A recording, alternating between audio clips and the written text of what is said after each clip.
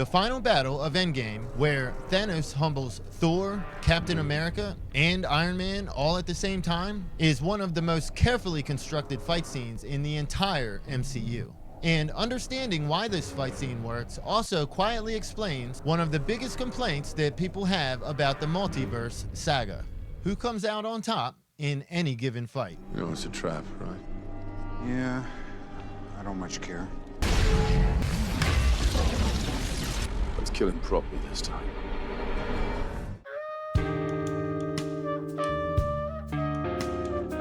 This video isn't about nostalgia, and it's not about power ranking characters for fun. It's about power scaling logic and the rules that determine when a character should win, why they should win, and what has to be true for that outcome to feel earned. Because Endgame didn't just throw its biggest characters in the room and let them tangle. It redistributed power very deliberately and trusted the audience to notice. One of the biggest mistakes people make when talking about MCU fights is treating physical strength like mythic strength, or conflating strength with power. In the MCU, power comes from base physiology, mental and emotional state, tools and weapons, mythic or magical amplification, and context. This fight isn't about who is strongest in a vacuum.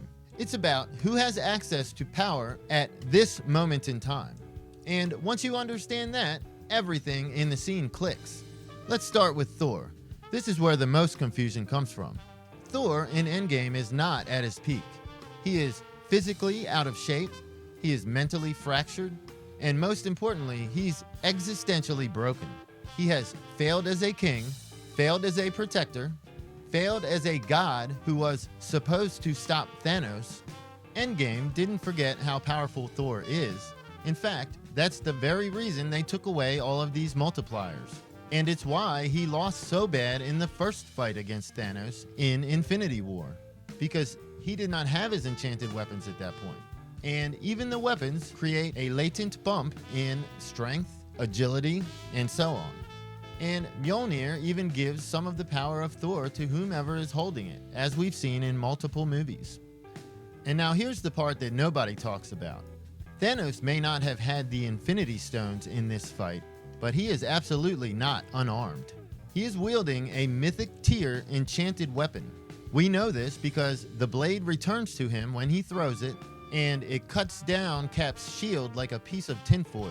And that shield has taken a blast from Mjolnir, tanked gods, energy weapons, and even cosmic forces. Vibranium is no joke. Normal metal does not do that, which immediately places Thanos' weapon in the same category as Mjolnir, Stormbreaker, Ronin's hammer in Guardians of the Galaxy, which was able to channel cosmic energy. Marvel has already established this category of weapon.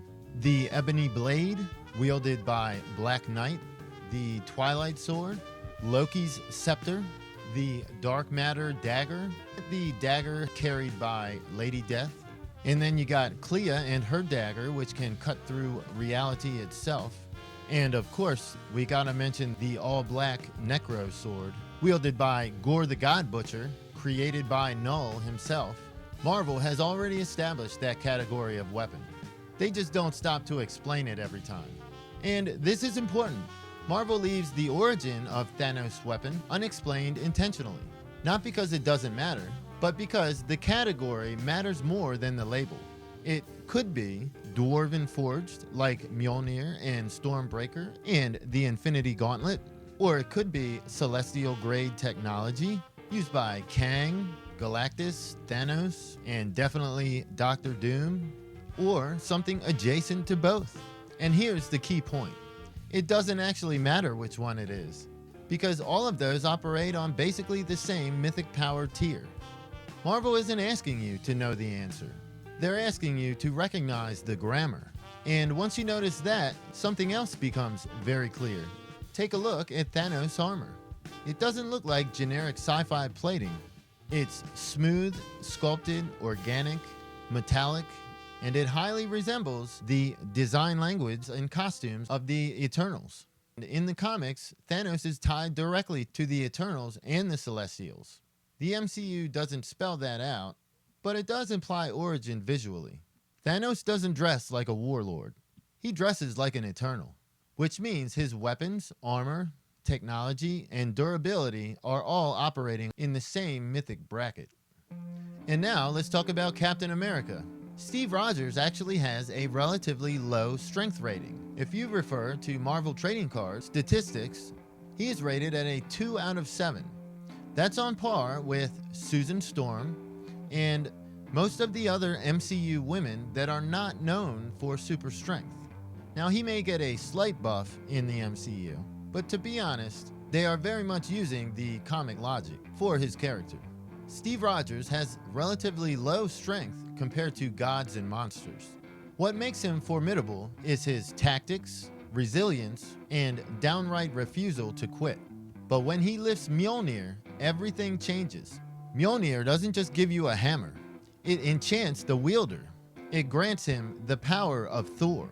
We've seen this over and over again in the comics, and we've seen it in the MCU multiple times, starting with Jane Foster, and even in the first movie where Odin took his hammer from him, which downgraded his latent abilities.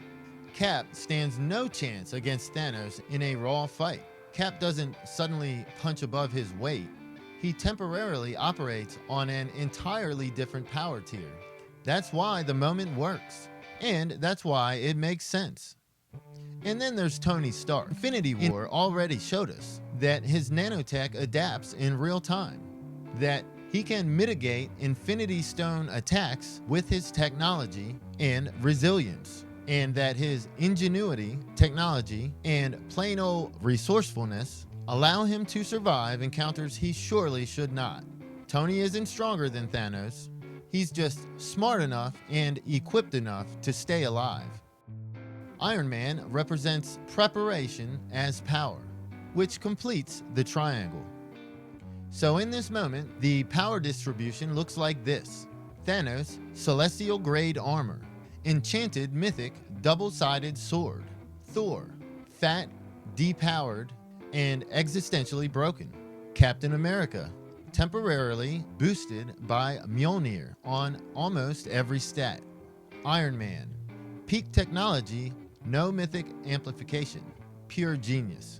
This isn't chaos, this is deliberate asymmetry, and that's why the fight feels grounded, tense, earned, and this is where it quietly connects to the Multiverse Saga. When people say something feels off across more than one movie, I don't think it's the multiverse itself. I think it's the loss of this level of power scaling discipline. Because comics has its limits. It's not a get out of jail free card or a free pass for spectacle. It only works when tools matter, context matters, and characters don't suddenly overpower each other without justification. Endgame works because it was careful, not just big, careful. It respected power, tools, weapons, context, and consequence. And it trusted the audience to notice the details. And I think that attention to detail, more than anything else, may be the single biggest thing that the Multiverse Saga has struggled to maintain consistently. Not ambition, not scale, consistency.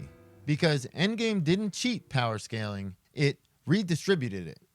If you enjoy this kind of long-form, logical-based thinking applied to comics, MCU, and other various entertainment, then you're in the right place. So please don't forget to like and subscribe. I'm Dave Lance, and this has been the Symbiote Signal, decoding the MCU through patterns and logic. I'll see you in the next one.